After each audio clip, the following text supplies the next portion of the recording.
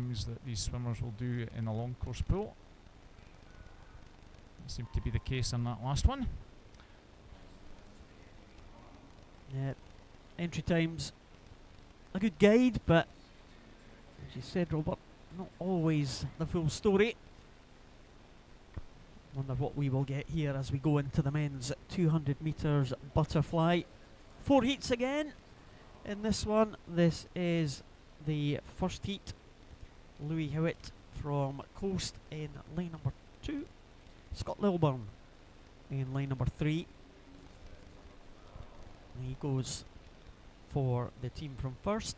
Benjo Durek from Warrender in 4. Jamie McDonald from Warrender in 5. And Rory Young from Hearts in lane number 6. So I was going to say they're almost in lane order there as you look across the pool. Certainly those 3 lanes to the left hand side of your screen there.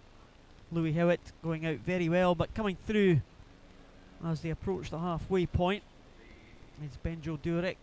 May well just edge it. In fact, it's a dead heat for first position as they go over. 107.27 apiece for Hewitt and Durek.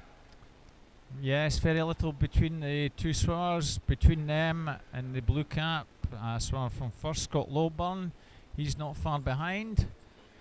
Rory Young over on the far side is in 4th. However, it looks like Benjo is now beginning to pull about a metre ahead of Louis Hewitt and Scott Lilburn. That's a Wonder boy who's gone a good body length ahead now. 1:43.33. Louis Hewitt and Scott Lilburn are second and third. And no doubt who's going to take the first heat. It's a good steady swim from Benjo Durek. His entry time 2:20.44. We've just gone beyond the 2 minute mark, so he looks like he's going to come inside that by a little margin. Second is now certainly going to be Louis Hewitt. Good finish over on the far side. Rory Young's coming through very strongly. He might actually get up to get second. However, at the finish, Benjo Durek takes it 2:21.67.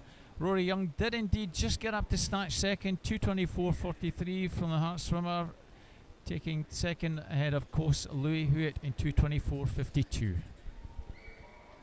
Well, the result is confirmed there. Benjo Durek, Rory Young, Louis Hewitt, they are the top 3. Benjo Durek finishing very strongly there. Well, I didn't swim many 200 butterflies in my swimming career. I did a lot of 100s, but never ever felt that the 200 butterfly I got quite right. I either died a death when I went out, or I had too much left at the end. I didn't do it often enough. These guys probably a little bit more experienced at the event than I was. But Benjo Durek certainly seemed to get that one correct there. He seemed to do that, yeah. Either these guys are very good, as you say, or just crazy, or a bit of both. 200 butterfly, I think, for both men and women. Yeah, it's a challenge for a lot of them. But they enjoy it, surprisingly. I'm sure it's a mental thing. Well, I quite enjoyed doing distance events as well. As I said, I swam obviously in the Paralympics, and 200 butterfly wasn't a Paralympic event, so it was more the 100 that I concentrated on. So we didn't have the pleasure that often of swimming 200 butterfly. Well, certainly a man who's gone out very fast in the early stages in this one was the man in lane 4, Callum Reid. And he goes under the minute, 59.95. Suppose his entry time of 2:02, you would expect him to be around about that pace going through the first 100. The full lineup for this one: Owen Strachan in 1 from Carnegie, Jonah Walsh from Warrender in 2, William Murden, University of Stirling in 3, Callum Reid, Warrender in 4, Murray Quillan from Aberdeen in 5, Ryan Retson from first in lane number 6, Daniel Ferguson is not taking the start in lane number 7, and Jamie Booth in lane number 8 for Warrender completing the lineup. And again, we're straight into the seeded heats almost. The second heat, we're again into those seeded positions, so Callum Reid will be the third ranked swimmer out of all the entrants here. no doubt Callum will comfortably make the A final. Looks like Ryan Retson over in lane number 6 will join him. One of our youth squad members, very strong swimmer Ryan. Callum takes this very comfortably in 2:06.05. Ryan Retson 2:09.95 and William Murden 2:12.03. Ryan Retson joining a number of swimmers who are going to the Pan American Games in a week's time. Swimmer from the first programme. And expect to see Ryan this evening along with Callum Reid. 2:12.03 for Muirden in third, so that might be a benchmark for making the final for the next 2 heats, Paul. Yeah, heat number 3. I've got a little bit of an idea what their target is. The man out on his own in lane number 1, Perth swimmer Tom Jeffers. 2 empty lanes here, and Tom Bailey from Aberdeen in 4. Had a good swim last night from one of the outside lanes. He's in the centre lane tonight. Mark Elric from first in 5. Cameron Finlayson, Heart of Midlothian in 6. Finlay Hart, East Lothian in 7. Rory Lawless from Carnegie out there in lane number 8. So, well, 3 in the centre there, 4, 5 and 6 challenging for the lead. Tom Bailey going well there.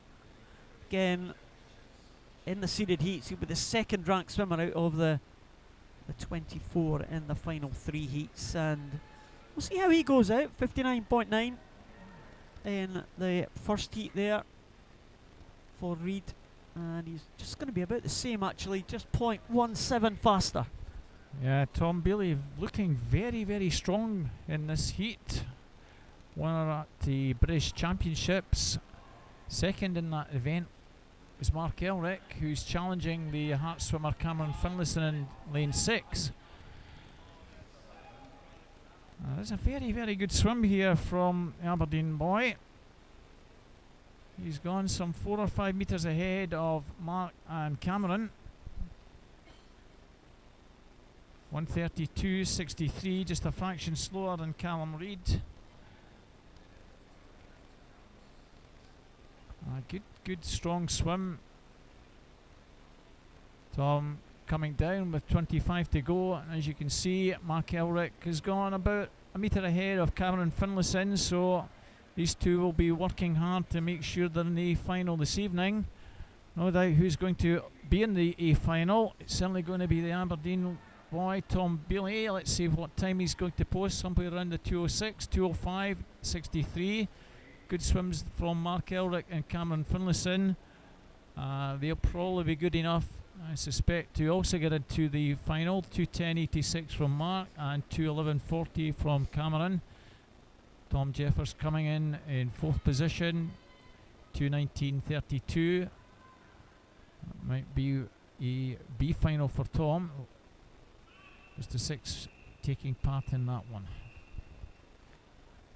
Well, the top 3 swimmers in terms of entry time for this event, all in the 2:02 mark. We've seen a couple go 3 to 4 seconds slower already in these heats. We've now got the 3rd swimmer here whose entry time is in the 2:02 range.